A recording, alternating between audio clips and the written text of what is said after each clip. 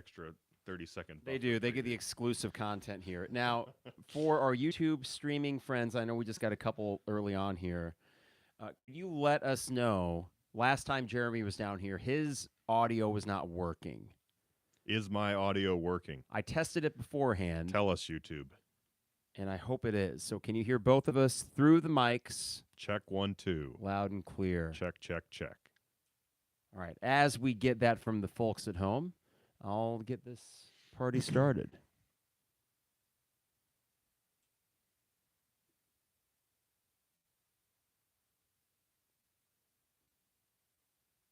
I could pull it up on my phone, see if I can hear us. Okay, we're here. Okay, we're all good. Thanks, Oski. All right. Perfect. Here we go. It is the 200 level, episode 291. Mike Carpenter in the basement studio with Trevor Vallese. It's Tuesdays with Trevor. A little bit of alliteration. That's how we do it here. We had Wednesdays with Warner, Tuesdays with Trevor, and I wanted to knock out the sponsors real quick so Trevor and I can get right to it. Got to remind you, the 200 level is brought to you by DP Dough, online at dpdough.com for all the best deals and prices. dpdough.com. They deliver anywhere in Champaign-Urbana, so go online and order a custom zone with any topping you want or one of their favorites at dpdough.com. Also, Dogtown Heating, Air, and Plumbing. It is furnace check season. Get 10% off your furnace check by giving them a call today at 217-841-4728. We did this ourselves, got the furnace checked, and scheduled our AC check. Thanks to Matthew, the technician from Dogtown Heating, Air, and Plumbing. 217-841-4728. Rector Construction, online at rectorconstruction.com. For any home exterior project you may have in mind. Yes, we are approaching the winter months, but these guys basically work 12 months a year. Great customer service, expert craftsmanship, and they're townies like myself, so they give back to the community quite a bit, which I appreciate. That's rectorconstruction.com. And finally, State Farm agent Brian Hansen, online at brianismyguy.com. Life, auto, home, business, renters, you name it, Brian is my guy, and he can be your guy as well at brianismyguy.com. So thanks to the sponsors, Illini Inquirer, Champagne Showers Podcast Network, and the viewers and listeners. So as you all trickle in on an early Tuesday evening, Trevor Vallese, welcome back to the Digs. It's good to be here. It is good to have you. I love alliteration. I love brianismyguy.com as a domain name. That's your favorite. So we're off to a hot start. Yes, we are. Speaking of hot starts. There you go. So you teed me up right Brilliant professional segue. I'm going to do Lon's impression of Jack Buck. Illini football, go. This is insane. It is. We have rarely had the opportunity to revel in Illini football success. Basketball, yes, we've been spoiled, at least in the last 3 years. But this is different, Trevor, because not only are we getting kind of an unexpectedly successful season, it has honestly kind of flipped the switch for me from hesitant yet, cautiously optimistic fan to, oh, we got this. Yep. And it's that sort of 180 that I'm not even really processing anymore. That's just the reality that I'm living in as an Illini football fan. It's really weird to have that mindset shift. It sort of feels like, and I'm sure you've talked about this before, but it feels like it's easy, I guess, but the Underwood comp to me, it feels very similar in that slowly but surely. Now, granted, it even took Underwood a bit longer, ironically. Usually they say football takes more time to sort of get right than basketball. Which makes this all the more unexpected. Yeah. Right. But it's that would had this revenge tour where you hadn't won at Wisconsin in a decade. You hadn't beaten, I forget what all the different options were for basketball, but a similar thing basically where, I wouldn't frame it as superstition either. I'm not one of those guys that wears a certain pair of socks when the team wins or something like that. But there was that sense of like, well, I just know how this is going to end. Even if it's close, we know how this is going to end.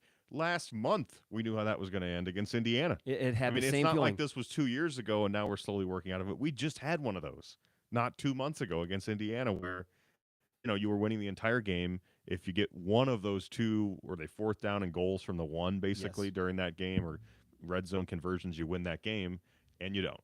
So why would I have any belief that against a Virginia team that put up 600 yards against you last year, why would I assume you're just going to come and blow them out? Well, you did. And again, back to an Underwood comp, and then I'll shut up about this dead horse that I'm beating. Whenever you had a puzzling loss under Underwood, what happened the next game? Think about Michigan State this past year, after the Maryland loss without Kofi. He said, I promise you that's not going to happen. And you're like, well, without Kofi against a Michigan State team that has good bigs, okay, I guess I'll take your word for it. And they won. Same thing against a Virginia team that absolutely blasted you last year. Bielema comes out and basically says, this isn't happening next week. Trust me. come to Memorial Stadium. We're going to be re-engaged. And you can, again, the cynicism comes in there, right? It did for me. Where I'm like, okay, I'm not going to go. I had other things going on too, but that Indiana performance did not inspire any confidence in me wanting to go, and they come out and they blast them. Yeah. And it's that sort of thing to the point of retraining your mind where it's like, oh, maybe I should just believe what this guy's saying because he seems like he really knows what the heck he's doing. That Indiana game was big for me. I was so livid that game. And it's funny, too. This breeds success in so many other areas. That what they're doing on the field, I look at the lowest listened to podcast in the last 18 months. It's after the Indiana game. No one wants to relive that crap. I think especially for Illini football, because it did feel not like that was a rough loss and some bad breaks. And you created a lot of your own bad breaks, but you did have a touchdown called back. So it was a mix of external and internal factors that led to that loss. But it felt bigger than that. And that's what I hated, because I've been trying to train myself out of this idea that there's any sort of force against Illini football other than their coaches haven't been good enough. They haven't had enough good players, et cetera, et cetera. This is what's exciting to me, Trevor, is we always talked about, all you need is the 7 or 8 1-year coach, and I think Bielema can 100% do that, especially what we're seeing now. But that everything was explainable. There is not some sort of, Illinois football can't do it, because growing up, it was always frustrating. I just thought, why? And you're seeing in year 2, this is just exponential growth, no rebuild. It's just arrival. And no fluke. And that's what I wanted to bring up next. It's one thing if they were 6-1 with a few bounces, and you felt like you were riding this magical wave. I go back to the Sugar Bowl year, and there were games like at Purdue where Kittner threw 4 interceptions in the first half. But if you look at the box score, you still dominated that game. And other than the Michigan loss that year, that's what they did. They tended to dominate the opposition. That's what we're seeing this year, which makes me liken this team more to the Sugar Bowl than the Rose Bowl year. Sure. Where there wasn't anything fluky about that based on the talent, but 9-3 seems about right because they were still messy in certain respects. There's no messiness to this team. And you backed into that Rose Bowl I was 10, so you can correct me if I'm wrong. Thank you, Jim Delaney. That's why you backed into Yes, yep. And that year was known as, they wrote a book about that year, right? Kansas was number 1, they lost. Basically every team that was ranked 1 at some point during that year lost, and the BCS was a mess. Yeah. So again, you don't want to necessarily throw an asterisk next to it because they got there. But there is a bit of an asterisk next to 9-3. It took 6 other crazy things happening. Michigan lost to Appalachian State that year. The first week of the year, I was down at the first Illinois-Missouri reboot in St. Louis as we saw that score flash, and I thought, we're going to beat Michigan this year. Mm-hmm. Whoops. Nothing about this is fluky. And that's where it comes down to retraining my brain. I have to, in the span of a month, I've literally gone from same old to the complete 180 of that. Like the complete 180. Nothing about this is fluky. What was the last it's moment? It's almost scary how little of this is fluky. What was the last same old moment you had? I'll tell you mine. Okay. It was when Wisconsin scored fairly easily on their opening drive. That's good. That was my last same old moment. And then fairly quickly, I think you immediately responded, made it 7-all or 7-3. You got an interception, I think. So that was the last time this season. And then here's the thing. Actually, I guess I might say if Art's fumble There we go. That's the other one. Art's fumble that wasn't. Because that game was branded as this is the big game, right? Pack the stadium, whatever. This is a chance to really stamp your mark. If that had happened, and that would have been less the fault of the team, Tommy gets hurt, whatever, Art's arm is down or not down. Like, you can't point at that and say, like, specifically, I blame Illinois football for that because it was sort of random. But that would have been the... Come on. You look to the skies and just go, are you kidding me right now? It felt like that in the stadium. And you were not able to be at the stadium for that. No. Okay, so I will say that the atmosphere, because we'll talk about Saturday in a bit, was very different from the Iowa game, where there was still a nervous energy that was kind of percolating through that stadium. And this sense that, God, we have to get over this hump. Mm-hmm. It sucked when DeVito went down, and yet everyone stayed very well invested in it, knowing you just get one more score. And they got the one more score they needed. The interception at the 1. Oh, that would probably be my last moment of, oh, my God. But you know what? It took me, and this was me probably rationalizing it. I think when Iowa got to second down and they're still pinned back deep, I thought, really, this is like a good punt.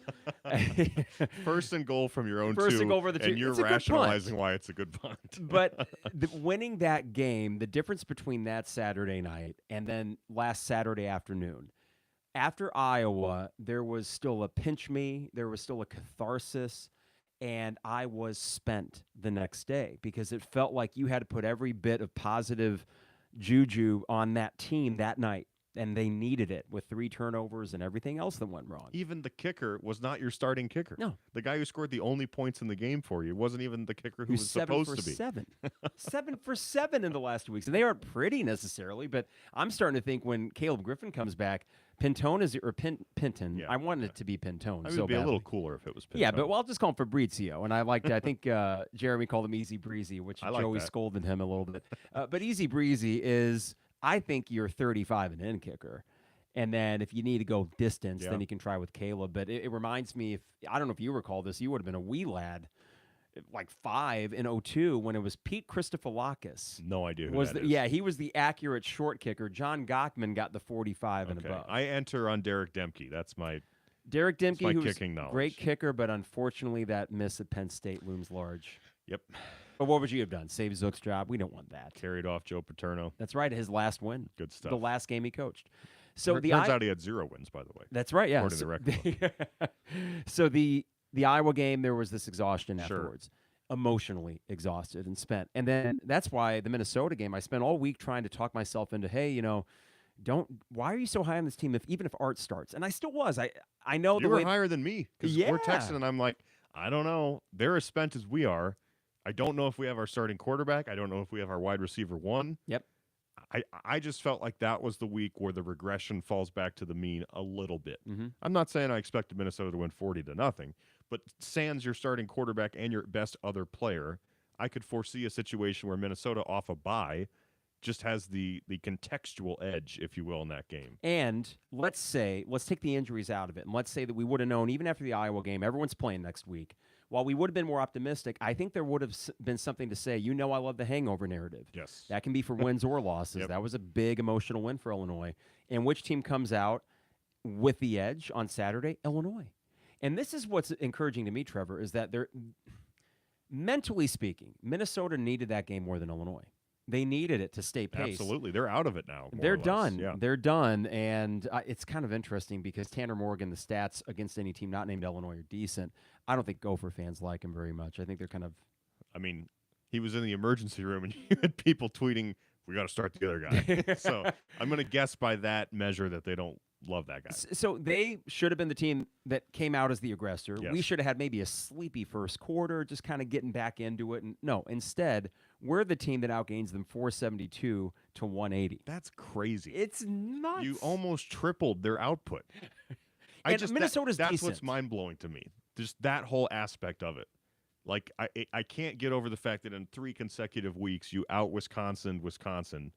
Heck, you were just better. You didn't even play Wisconsin's game. You just whooped them. Yeah. You out Iowa for sure, and then you just whooped Minnesota. Now, I know that game was close, but take out the 92.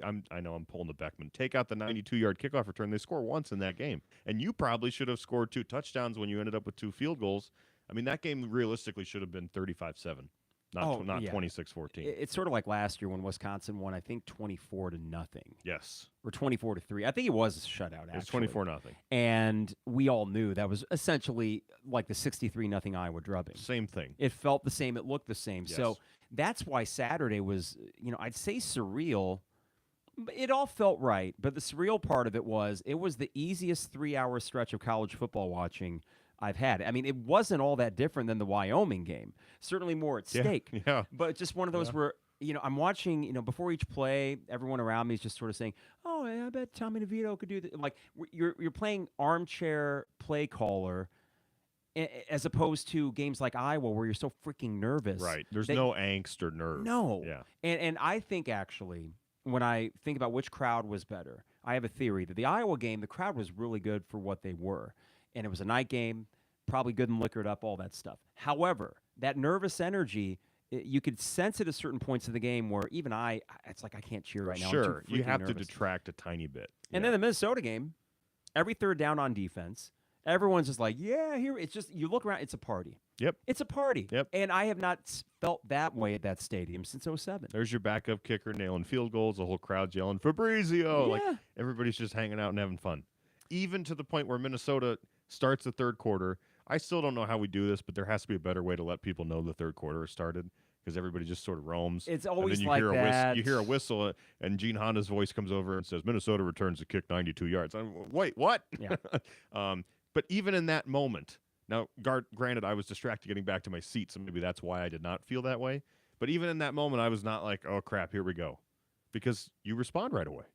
I was maybe a little, no, that's the one thing you can't have. But I said, well, just respond. Mm-hmm. And what do? They go right down and they get a touchdown. Again, the most un-Illinois thing ever. Exactly. In that moment, to then piece together a drive that consistently productive. It's a really exciting brand of football to watch because defensively you're so violent. I mean, there was a Devin Witherspoon hit where he pile drove the guy 3 yards back. It's pretty awesome. It gets the bloodlust going. And I don't want to turn too meatball football-y, right? It's okay. But like as a guy, you're like, yeah, just freaking decapitate that dude. You know? I know. Have you ever seen Not Another Teen Movie? No. There's a great scene in it where I think he's like a special needs kid, and they throw him one touchdown, and then 2 opposing defenders come, and they just completely decapitate him at the waist. And for some reason, like the Iowa game especially, the bloodlust was going for that. And I was standing up, I was like, run it down their throats. And I'm like, what's wrong with you? But that's football. Yeah. And the other part of that Minnesota game, continually converting on 3rd and 4th down. Yes. Every big play that you had to make to extend drives, because the beauty of that game was not just in yards gained or how much you scored. It was the fact that you had the ball for 40 freaking minutes. And you could sense that. I kept looking at the South video board where they have the stats listed. And they updated, I think, every new set of downs or at the end of each drive. It's not every play. Not every play. Yeah. And, after certain drives being like, oh, they're going to add another 6 minutes here. And this is a beautiful thing. And just this sort of, slap-happy smile I had on my face. And then eventually what it turned into was, wow, they made another one to, oh, I expect Tommy to make another throw. Yep. Or I expect Chase Brown to convert on a 3rd and 9 because why not? This Illinois team demoralizes you. And I think that's so freaking awesome. How many times have we been on the... Exactly. Especially on 3rd and longs. That used to be the down I dreaded the most on defense. Even the first quarter when PJ calls 2 timeouts to try and gain the advantage with the wind, and you nail the kick anyways. And at that moment, it's like, yeah. Take that. Checkmate. You know what I mean? And it just several moments like that. Again, what's the most un-Illinois thing based on the past 5 years of watching Brandon Peters and whoever the hell else under that Lovie Smith offense? 3rd and 7, 3rd and 5, 4th and 3. Those 3 yard out. Those downs were cursed. Yeah, they were. I mean, I could probably count on one hand the number of times a 3rd and 7 was converted in the last 2 years by Brandon Peters. Now, granted, some of these wideouts seem to be better. They're pretty good. But I mean, now you're like, yeah, throw it to Hightower on 3rd and 7. He's going to make the catch. Yeah, throw it to Pat Bryant on 4th and 5. He's going to even Tommy threw it behind him a little bit on that 4th down, and he adjusts and makes the catch. There were highlight reel catches from Hightower in the Indiana, in the Iowa. He had to come back for one, I think. Yep. And then in the game last week, the over-the-shoulder catch. It was a perfect throw, but still a very difficult catch. Jonah Morris makes a big catch against Iowa. Oh, that was beautiful. I don't even know. I barely know the guy. I know. But great catch. Yeah, Casey Washington's an afterthought, and I thought he was probably still going to have to be the 2nd or 3rd guy. So Brian Hightower didn't play last year. No. And Jeremy, among many other people, said, like, is this guy alive? What's going on with him? Is he hurt? We didn't hear anything about him. Boy, Tony Peterson was bad. Now he's your down mover, your chain mover. When I was making the prediction before the year, I said 7 and 5 based on 2 things. The schedule, mostly. Yep. I thought, okay, you got some breaks, and there's Michigan. And I actually had Wisconsin as one of you weren't winning those. So, that actually That's helps. fair. But yeah, just based on history and the fact that even though I never bought Paul Chryst all that much, it was still Wisconsin. But it was the schedule, and then it was also the Tony Peterson / Brandon Peters effect. Now, what I did not anticipate was that we would have a quarterback season which it's not the best since Shieldhouse. It's not the best since Juice. This is Kurt Kittner, okay? I know that people were using the Shieldhouse comparison. Shieldhouse was not this good at any point in his career. At least I don't recall. It may be unfair because in 2013 the offense is really good, but the team kind of stuck. Yeah, I mean that year comes to mind, but then anytime, and it's unfair to him, right? Anytime I think It of a is. Shieldhouse team or offense, I either think of the 6-0 to 6-6 collapse, or a team that, hey, look, you put up 40 against Ohio State. Great, they scored 80 in that game. Exactly. I mean, they didn't, but it felt like 80. I think it was what, 63 to 48 63 to 48. and the takeaway from that game was, man, Illinois kind of hung with Ohio State for 3 quarters. Still lost by 3 scores. Okay, all right. Yeah, so I'm looking at this, and it's just comparisons, and we can only do so many because there's been so little success for Illinois football. But Tommy DeVito, yeah, I remember when they signed him, we were texting you, me, and Isaac. We're like, okay, sure. It's a mix, I think, of, okay, serendipity. I think there is some serendipity here. But there has to be an evaluative process here, which the fact that I think it was still Tony Peterson that helped go get him. Yeah. So thank you, Tony. But Bret Bielema saying, yeah, this is the guy we can actually give the ball to, and it's working out beautifully. What it gives me faith in between DeVito, other acquisitions like Zy Chrysler, Isaiah Adams on the offensive line, and the list can go on. We have not had a top recruiting class under Bielema, and yet I have very little doubt that when it comes down to it, he'll get what he needs to not next year, let's say, go 4-8 because you lose some talent. Between what he's doing, what he's shown to be able to do, and the portal, there really shouldn't be a reason why you only bring in 10 underwhelming 2-stars and go 4-8. I mean, there really shouldn't be. You need to capitalize on this momentum. Now, obviously, I'm still having fun living in the momentum right now before I'm worried about off-season capitalization of said momentum. But I don't have a concern about that. Again, sorry, going back to it again, Underwood, same thing, right?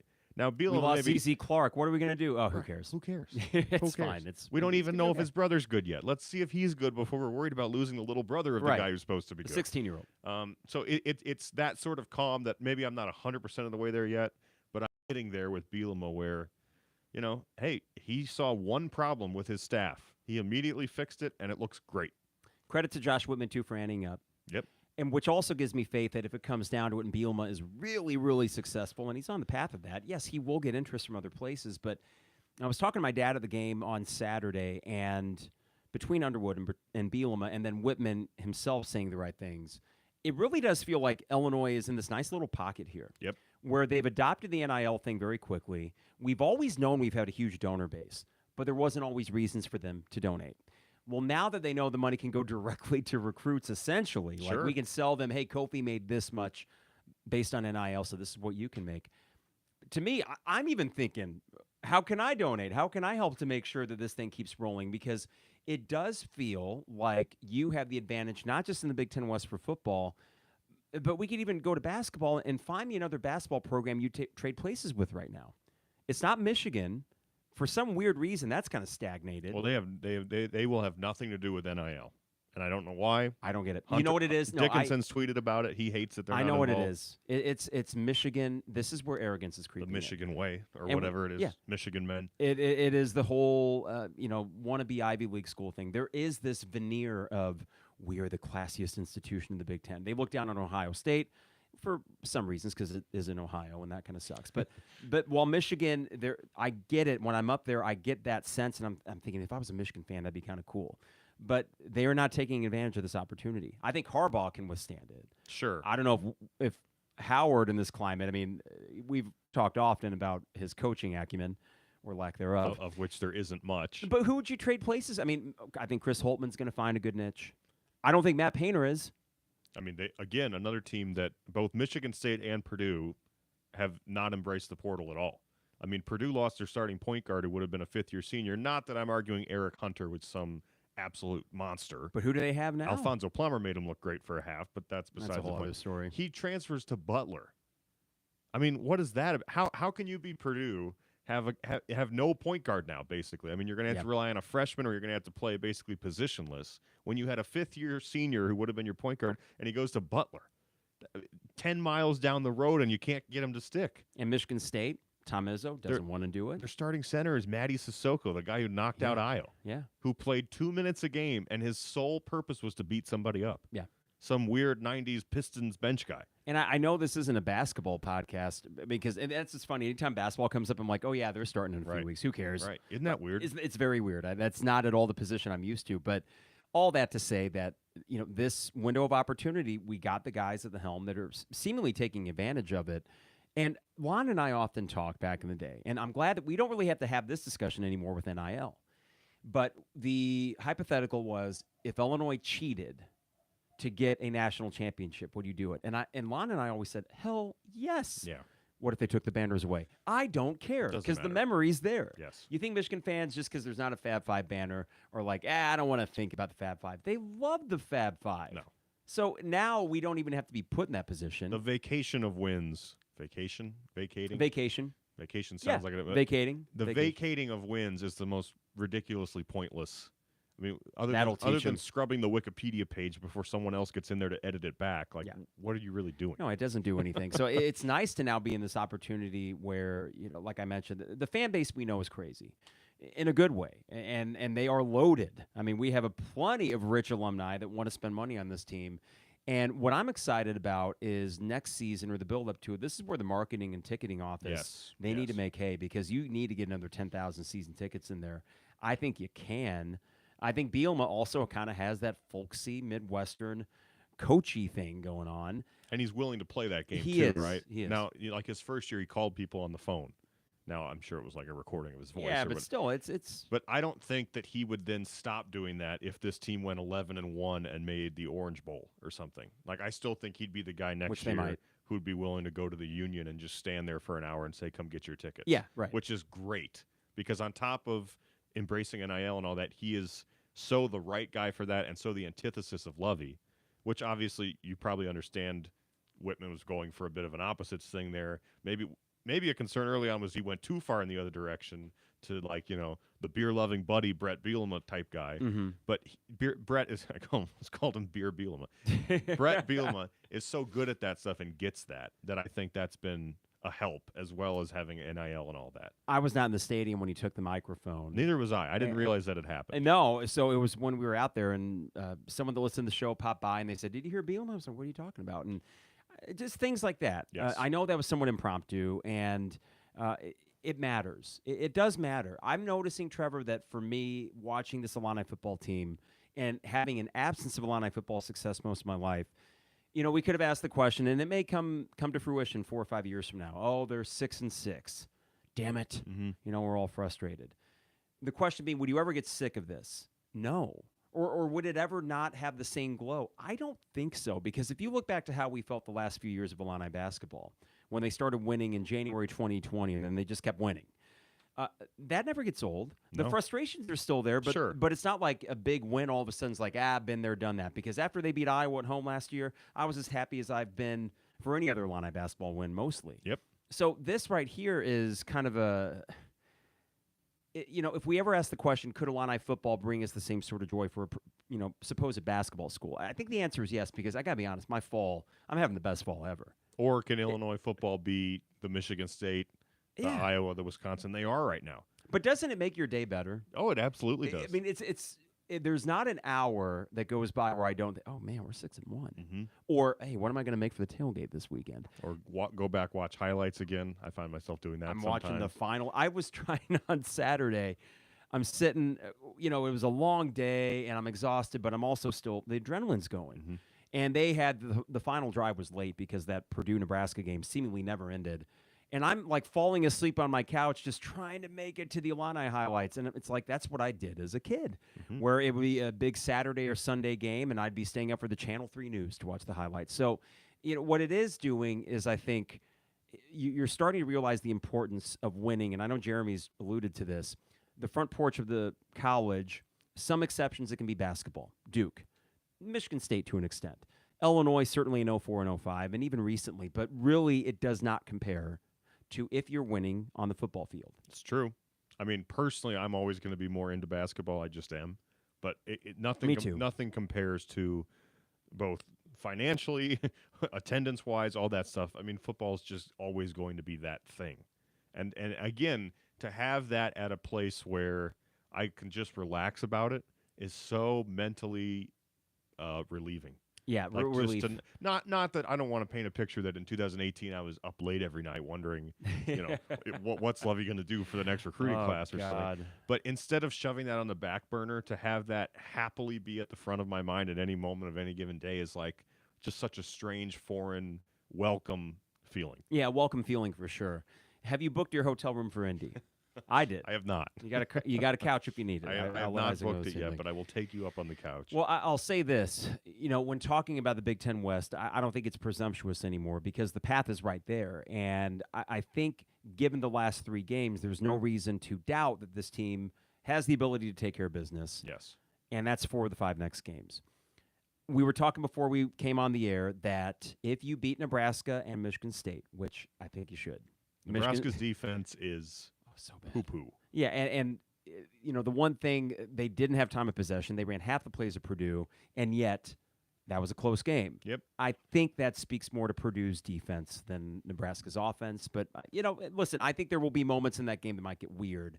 Oh, I have no doubt it'll be a close game for a little while. Mm-hmm. And I don't think Illinois is going to go in there and win 42-3 or something. But I think Illinois goes in there and wins 31-20.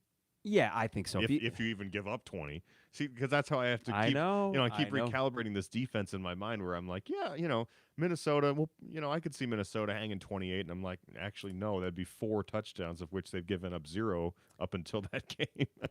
I know, and this is what I'm happy to find out, that the team doesn't think the way fans do. Mm-hmm. When we gave up that first touchdown to Minnesota, there was a little bit of a, sure. Ooh, yep, finally. we actually did it, Because I had been looking, just looking at the schedule and results, and it's kind of mind-blowing when you just look at the score. That's it. 6, 0, 3. Yes, there was the 23 for Indiana, but just single digits down the board. 10 for Wisconsin. Yep. So there was something that entered my mind where I thought, oh, wow, is the defense now is that invincibility cloak off? Well, no, not really, because even after the touchdown in the second half, that was not on them. And again, aided by a 90-yard kickoff return. And again, I would also say that the context of how they haven't given up the touchdowns matters. Because Wyoming had, early in that game, I think, 2 first and goals. Mm-hmm. And you just force them to a field goal both times. It's not like this defense was either opportunistic with a bunch of turnovers. I mean, they've gotten their fair share. They've gotten their fair, but they don't need it. They don't rely on it. They've been put in situations, I want to say, half a dozen times where the opponent has first and goal from the 9. And so, again, before the Minnesota game, at that point, to have gone completely over, you swept the 6 first and goals that you were facing in terms of not giving up a touchdown. That's what's crazy, too. It's not like you didn't even let them get near, field goal range or touchdown range. But there were that Virginia game, you turned it over 4 times in the first half. Virginia had first and goal twice. Both times you intercepted them. And it's only through domination that you can turn the ball over 4 times against Virginia, turn the ball over 3 times against Iowa, domination in other facets. And it didn't matter. It didn't matter. I think the consistent factor here is that your line play is tremendous. Yes. I think the extra factor on defense is your secondary is insanely good. Mm-hmm. But also, they are aided by a defensive line that gets to the quarterback. So those two work in tandem where the linebackers just have to make tackles. They don't need to make plays. They just need to make tackles. Yep. And my God, if they start making plays, look out. Because really, what is the biggest play linebackers made this year? I mean, Tariq Barnes was timing some good jumps against Iowa, but I can't recall. Who was the one that picked off Mertz early on in the Wisconsin game? Was that a linebacker? I don't remember. I don't either. But which goes to show you it's really 8 guys because what? Well, no, I mean really 9 because often it's a 2 linebacker front. Sidney Brown is essentially a linebacker. Sure. But with this upcoming schedule, okay, Nebraska, I would agree. It's not going to be like you run away early, but I think similar to the Wisconsin game, you just sort of impose your will. There's What's no the line reason to there? That. Like 7? I would imagine the line will be like 7.5 Illinois. Maybe 6. Because if I look at what Wisconsin's line was going into Michigan State, and that seemed to be more of an even matchup. Mm-hmm. Now, Nebraska, I kind of wish they had a game this weekend.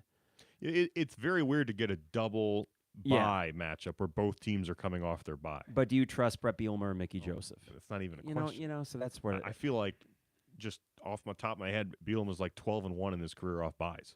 Because you had 2 last year, and it was the Minnesota win on the road and Penn State. That's right. The Penn State one after the whole talk about linemen and how that kind of went viral. And I think since then they are 9-3. Imagine that. You know what's funny? I had a parent-teacher conference after that with a former player and coach, and he said, I don't know how they're going to respond. But he wasn't also one of those that said, oh, well, that's going to shut the team down. Mm-hmm. He was just unsure about it. And then the very next day was the 9 overtime thriller. I just never bought that was the sort of comment that would completely lose you the locker room. I wouldn't think so. Because here's the thing. It's true. Now, look, obviously, if he had it, give him truth serum or whatever, he'd probably say, I probably shouldn't have said it in such a harsh sounding way. It's true, though. There was no one on Lovey's too deep. I took it as a shot at Lovey more so than a shot at anyone who was on the roster. Me too. He was basically, trying to say, I'm trying to get the most out of these guys that I didn't pick, which is the truth. I understand why if you're one of those guys, it doesn't feel great to hear, but that just never pissed me off to the level that some people seem to to think it would. Yeah. So Nebraska, I think we feel good about that. Michigan State, I think we feel good about I mean, that. you should feel good about that. Well, the commonality between those two is they're both a mess. You Yes. know there's talent on both. But at the end of the day, I'm starting to buy into the fact that there's some high-end talent on Illinois, too. I mean, it's right in front of us. So I don't really think there's a talent discrepancy against any opponent not named Michigan going forward. And even then, I start to question, well, really, how wide of the gap is there when your starters, when they're healthy, are knocking the crap out of everybody, especially defensively. But, okay, let's say, hypothetically, they take care of business the next 2 games against teams whose head coaches I have major questions about. You probably win 7 out of 10 games against both those teams. I would think. Maybe 8 against Michigan State. Yeah, I think so. I mean, and honestly, the road game against Nebraska, because you've only played on the road against Indiana and Wisconsin, right? That's true. First one didn't go so well. The second one went beautifully. So you didn't see any drop-off on the Wisconsin road win compared to some of your home wins. I think this team's just really good at home, though. And they probably should win out at home. I had that same thought after the Virginia game where I thought, well, Iowa, Minnesota, that's tough. Or the Chattanooga game, thinking they just seem very comfortable here. So let's go to that Purdue game. And just hypothetically, we can do this. The team's not, but we can. If Purdue were to lose one of the next 2 games, that gets them to 2 losses. Then everybody underneath you in the Big Ten West has at least 2 losses. You beat Nebraska, they now have 3. They're out of it, right? Yep. And they have some other tough games coming up, I believe. And they're Nebraska. So they play at Michigan, I believe, or they host Michigan. I think, yes, the week before we play Michigan, I believe. Yeah, that's when we play Michigan State. So then you have the tiebreaker on everybody. And if you beat Purdue, then you lock in. I mean, it's over. If you a share of the Big Ten West, and you lock in a trip to Indy. Yeah. Which... crazy again. Do you celebrate that at home? I mentioned this off the air, and I know, listen, we're looking ahead, but we all are kind of circling that date with pencil, saying that could be the moment. I think you celebrate it. I don't think you go too hard into celebrating it. I mean, I think you celebrate it, but we all just made fun of Wisconsin for celebrating a Big Ten title last year against Purdue. Then they go out and lose to Nebraska at home. Sure. We win. Suddenly the share feels very slanted towards Illinois and not 50-50 based on the feelings of that final day. So I wouldn't, go over the top with it or anything. But, yeah, I mean, you're going to be celebrating at that point because, I mean, this is crazy. And if you do that, then I don't think any edge comes off in terms of, mental edge going into Michigan. I think, if anything, you go in playing as loose as ever. Again, after this past week, I've just lost that feeling of concern. Yeah, the concern that they lay an egg. They're not going to be ready, or they're going to completely lay an egg in this game, or Bret won't have them mentally prepared. Like, I don't have that concern. And it's amazing. It's amazing, too, how over the last 3 weeks, before the Wisconsin game, when they were 3-1 after the Chattanooga game, I still felt optimistic, and I was at 7-5. After the Indiana game, I remember thinking, oh, God, don't do the 5-7 crap again. Yeah. And then after the Wisconsin game, I'm thinking, well, 8-4 might be in the conversation. We're sitting here, and 9-3 would actually mean you lose a game you probably shouldn't. It's the most likely statistical outcome at this point, right? According to the predictors of team records. And that also assumes a loss to Michigan, which, while as this team is playing good, this does feel like the classic Michigan team that's just a little better than even the best teams surrounding them. A team that could actually, I think, hang with Ohio State yet again. Yeah, I think they're a better version of you. Yeah. Slightly, right? Blake Corum is second in rushing in every single category to Chase. Now, I just said the reverse of that because I said they're slightly better than you and he's second, but their offensive line is a bunch of maulers. They got a lot of good defenders. I think McCarthy can be better than DeVito in terms of a higher ceiling. Yeah. Because that kid was a blue-chip 5-star. Mm-hmm. He runs all over the place. I mean, the guy's ridiculous in terms of what he can do. He's also mistake-prone, though. I know there's been several, not in that Penn State game, but, I mean, they squeak out a win at Indiana, and McCarthy threw 2 interceptions in that game. Didn't look great. They squeaked out a win against Maryland at home. He threw a couple of interceptions in that game. Didn't look great. So I do think there's a chance if your defense is still that, and I don't know why they wouldn't be, the ball-hawking, motivated defense that wants to kill somebody. Like, I could see them affecting McCarthy in that game. I think it's going to be a great game, It's going to be a great game. I agree. I think no matter what, you're looking at like a 23-20 game where it's just 2 awesome defenses, but you still got playmakers that will find their way in the end zone. And I do think there is something to be said for the fact that Michigan, I hate to get too cheesy with it always, but their season is Ohio State, and their chance to go to the college football playoff is Ohio State. Yep. Your chance, I know it sounds crazy to even say it, your chance to go to the college football playoff is that Michigan game. Yeah, that's right. Because if for some reason you were 11-1 in Indy against Ohio State. And if you win that game, you're in the college football playoff. Mm-hmm. Think about what I just said. Yeah. That's not – it's probably not going to happen. But you have a greater than 0 chance at it. And you control your own chance at doing it. And that is just patently absurd that we're talking about that 7 games into this season. In year 2. So I think it's fair to say you can count on 1 more loss. Maybe if something weird happens, 2 more. But again, that leaves you with 9-3 as the disappointing finish. And you're still playing in Florida on January 2nd. That's crazy. Yeah, and to me, 9-3. I mean, God, going into this year, I said 8-4 is a miracle, dream season. And I would. It's amazing how expectations kind of change. They evolve, as they should, based on your opponents. But more with this Illinois team, the schedule might have gotten weaker, but they've gotten so much stronger than we could have imagined. That's really the biggest impact on our expectations for them. Where 9-3, I'm not disappointed, right? That does mean Michigan and 1 other, but that's still good enough to get you to Indy, and then you finish, in all likelihood, 9-4. Though, I'm not going to go into a possible matchup against Ohio State and say you have a 0% chance of winning. I'm not going to do that. I mean, who cares? Who cares? Yeah. Why the hell not? And more to the point, I don't think that this is just some automatic Ohio State boat races you for 49 points. I know what they got. I mean, their offense is really video game good. It's scary good. That's Ryan Walters. I'm a head coach kind of game. That's I hold Ohio State to 24 points, which if you look back, I think Northwestern was able to corral them a little bit in the 2020. That was a close game in the third quarter. It was, and they just didn't have any firepower on offense. So there's no reason for me to think that you aren't going to at least make it interesting. And yes, I've seen that before where you feel like you got a pretty good team, but then you go up against the big boys. I just think that all the stats are showing you right now that this team is beyond good. They're really good. And when do we start feeling comfortable using the word great? I mean, would that require winning the next 3 and looking really good at Michigan? Win or loss? Yes. Now, to that point, at what point do you feel like they're so great that I don't want to say 9-3 is a disappointment, but like we're here, we're doing it. We're in every top 4 statistical category. You look at one of those like XY, axis graphs on Twitter, and the logos in the top right are Michigan, Georgia, Ohio State, Illinois. Yeah. In almost literally every single one of them. Yeah. So again, this isn't something where you feel like you're riding on the coattails of interceptions or pick sixes or whatever. At what point do you feel like this is so good that I can't ever, bank on the fact that this is going to be happening again? And I guess I'm just wondering, thought about that. I'm wondering if we get good enough to the point where you need to go for broke at 11-1, and it would almost feel like 10-2 is like, damn, I get it. I get that. Where you don't want to. You're saying don't squander this. Sure. Yeah, don't squander this once in a lifetime defense because right now it is. Because even if you love and trust in Bret going forward, how often are you truly going to get a team that is clicking on all cylinders like this team is right now? I used the word serendipity earlier, and that is kind of applicable to this team. There is a serendipitous thing going on. Everything's rolling. There's a great vibe. The chemistry's there. They're staying healthy. There's a meme that's like, no time to talk, get on the horse or something. Like, that's how, you know what I mean? Like, no time to explain. Strike while the iron is hot. Sure. And that's what is going on with this team. I would agree that you get right now, if you were to tell me 9-3, that means you lost a game you shouldn't. And I would be mildly disappointed based on the quality of play the last 3 games. Now, Iowa, it took every bit to beat Iowa, and it took a really awful Iowa offense. You won't play an offense that bad again. But what gives me hope, actually, and why I was optimistic going into the Minnesota game, Michigan's different here. They're a whole different beast because they're so balanced.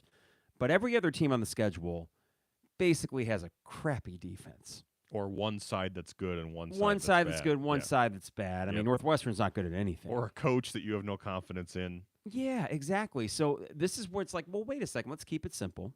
What does Illinois do well? Well, they run the ball consistently and they play defense. To me, if we use a buzzword like X factor, it's the fact that Tommy DeVito is probably the best quarterback in the West. Aiden O'Connell and Tommy DeVito, right? I mean, rank Big Ten quarterbacks. Stroud is top 1. 5. McCarthy's 2. Yeah, probably by default. DeVito? Like, he's better than Sean Clifford. He had a better game than any quarterback in the Big Ten on Saturday. Efficiency, all of that, and all the PFF metrics, but the stats show it as well. He threw 78% completion rate on Saturday against a defense that was kicking butt. And he looked fine. He looked fine. It wasn't like, lame duck back there, he can't run or something. He ran in a touchdown. and I know the receivers are better, but this is not an all-world receiving core. No. So what he's doing is he's delivering this very, very accurately to guys that are better than I thought, but still by no means Brandon Lloyd, Walter Young from 2001, right? He's or gone really above and beyond the serviceable game manager that you would hope. Yeah, which leads me to this point that I don't think we've peaked. Defensively, I think there is a continuity to what they do that they can continue. I think the bye week is great for the defense. The defensive line, you're starting to see guys like Akis emerge. Terrell Edwards is making some plays on top of Newton and Randolph. Kendall Smith leads the Big Ten in interceptions. Just like Herbie Joseph. I don't know if he led it. I don't even remember Kendall Smith was 6 months ago. That's a system thing right there where you should never have a problem getting a free safety, ever. Because even if Ryan Walters leaves, Kevin Kane's going to run the same defense. He was the defensive coordinator at SMU. Yeah. I guarantee you, Bielema's an extremely meticulous guy. There's no way Walter suddenly takes the Colorado job or something and Bielema goes, oh, well. What do I do? I wasn't prepared for this at all. I guarantee you he's got Kevin Kane sticking to Walter's shoe like a piece of gum, right? You mean that there's no Ron Zook, oh, God, Mike Loxley left, Mike Schultz, TCU. Correct. Yeah, there's not going to be that? There's not going to be 3 offensive coordinators next year. Yes, one calling third and one calling fourth. Yes, we are not going to run into that for sure. So that just leads me to this thought that, we haven't peaked yet on offense. That's interesting. And I thought the Minnesota game was the best game they played all year.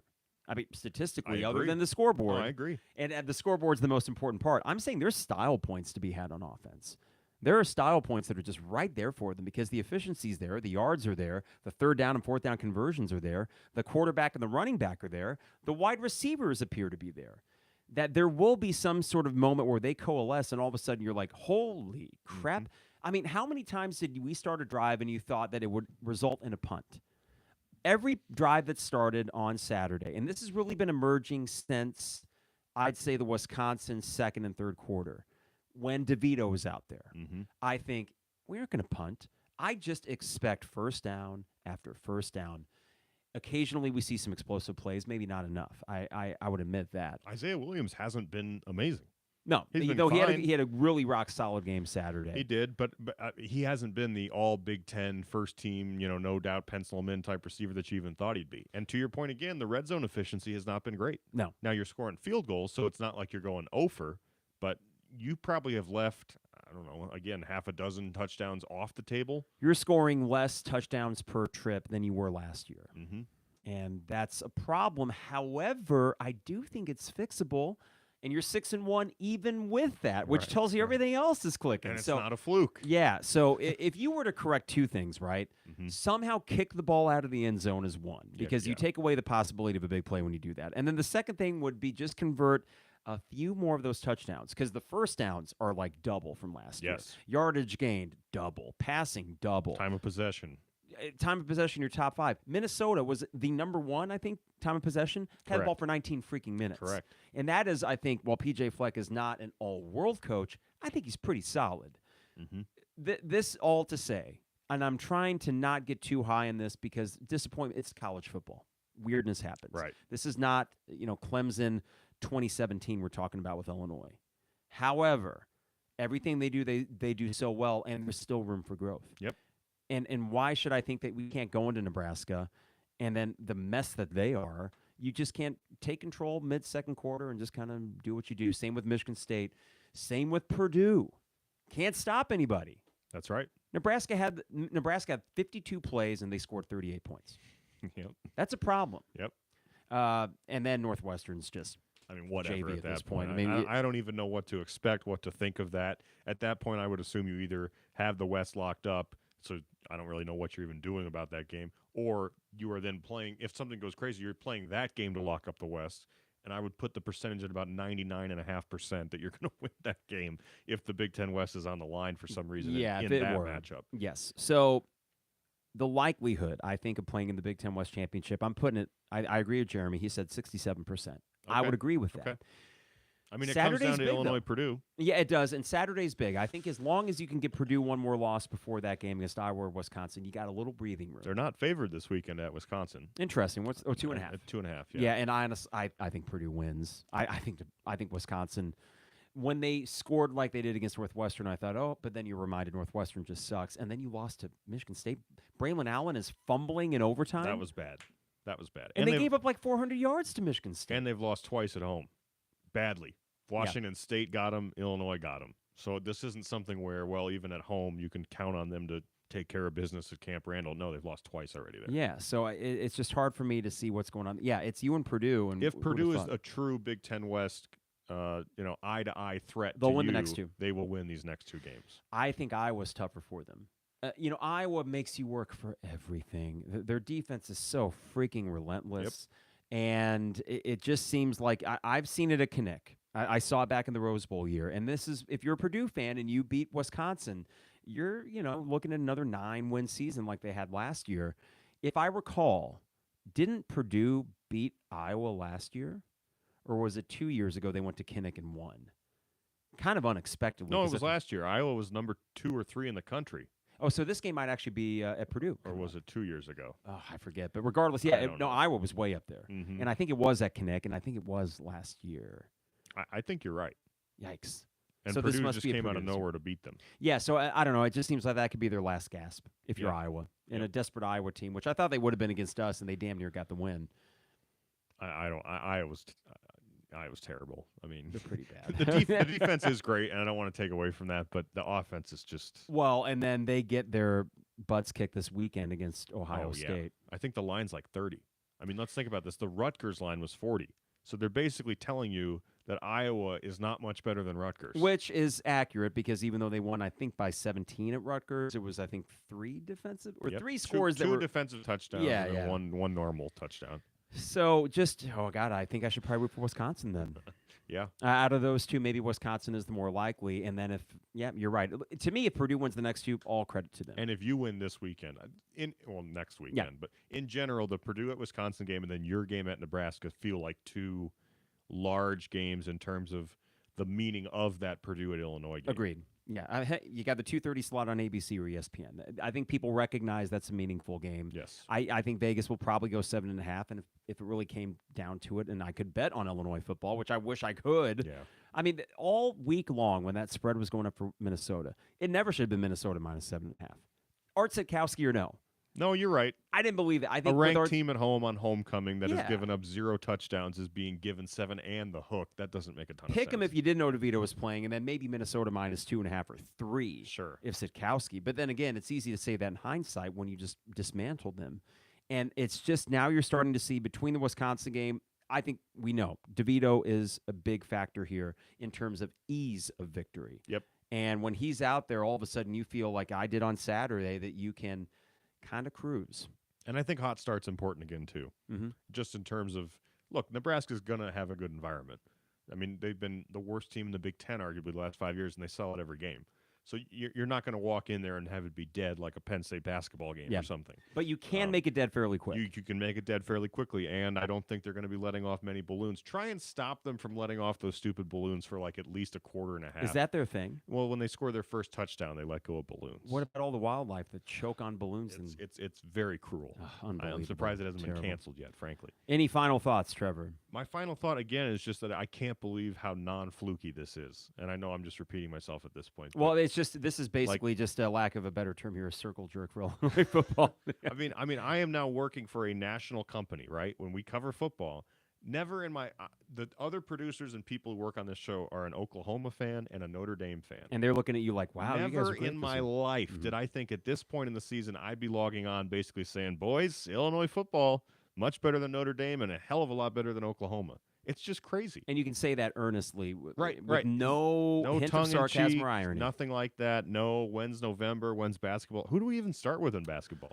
Eastern's, Quincy? Or is that an exhibition? I think that's an exhibition. Eastern's the first game? I don't know. I stopped looking at the schedule. I don't care. We're going to be, this is what's going to be so weird is I'm going to kind of be half-heartedly into the second half basketball podcast because, oh, God, we're playing Purdue on. I mean, think about that. That's true. The Michigan game on November 19th, if you win the next 3, and if you're Big Ten, you play UCLA, I think, on a Friday night before the Michigan game out in Vegas. So that would be what, 9-1 Illinois. 9-1 if you went out, yeah. At 9-0 Michigan. And I would be watching that game without a care in the world, yeah. Just daydreaming or almost on the verge of sleep because we'll be up in Michigan for this of the next day. And that if Illinois beat UCLA, it'd be a cherry on top. Sure, why and not? That's it. But this is pretty crazy. I do remember in 2001 when the Sugar Bowl run, and then it mixed with Frank Williams and all those guys coming back. You beat Gonzaga in the season opener at home. The very next day, you won at Ohio State to get one step closer to winning the Big Ten in football. And that was one where it was still pretty much on equal footing because Bill Self and all that, it was Sure, hot. yeah. But, this is different, and I think it's the rarity factor, but also, like you said, I think every day that I wake up, I'm more and more confident that this team's just that good. Yep. And even in 2011, and maybe it's just in hindsight, when you had that Northwestern comeback, right, where you came back down a touchdown twice in the last 2 minutes to secure a Big Ten title. Like, it was scary. Ooh, that was, it was scary. I mean, it just, to me, and again, I'm younger, so I haven't really felt some of these, but to me, this is the most confident I have ever felt about Illinois football during a season in my life. Yeah, Kirk Hittner was very good. He was more of a winner than some amazing quarterback. He kind of had a Brett Favre gunslinger thing. He would make mistakes, but he won games, and that's why his legacy is secure here. Tommy DeVito plays with an efficiency, and he's a winner, and he's got the intangibles and the tangibles. Yep. And that's why I think that they have not peaked on offense by any stretch. And now you get a healthy Chase Brown and a healthy Josh McCray. And then McCray's a big thing in the red zone. Yeah, no, absolutely. I think that's a huge addition to have him back because, and it's no offense, but I would say, again, one of the minor nitpicks might be Reggie Love. Why is Reggie Love running halfback stretches sideways on these 3rd and 3s constantly? Yeah, unfortunately, you can count on one hand the good Chase Hayden or Reggie Love runs this year. And then Chase Brown, you just lose track because he's special. All right, well, Trevor, it was fun. Hey, I love it. I mean, we can find another time later in this football season, and like I said, the couch is there in Indy. You're welcome. If Jeff Goodman will give you the day off for that. Maybe I'll go cover the game, but then crash on the couch. There you go. Perfect. Yeah, quote somehow, unquote, air quotes cover. Right, yes. Well, listen, journalism has a long history of guys drinking on the job. So if that's what happens, Jeff doesn't strike me as someone that's a prude. I won't give anything away, but I would say you're not far off on it. But yeah, that would be a pretty special moment to load up the car, and that's Saturday, December 3rd. That's the goal now. You made the bowl game, and it was an afterthought. Everyone's looking at December 3rd, and it's right there in front of us. And that's pretty cool. I can't think of something where you'd have less pressure or burden. And that's what's cool about it, right? You're right. You would go there, mean, of course, wanting to win, but not needing it. Right. Knowing that, worst case, I guess I'm booking my ticket to Orlando for the Citrus Bowl. If Ohio State goes up 21-0 10 minutes in, I'm going to say, well, and go buy another drink. It's all good. It's all good. Doesn't matter. Now, do I want to lose 63-0? No, I don't think it'd happen, though. I don't think it would. I think there'd be enough moments where you say, hey, you know what? We showed up, and we showed out.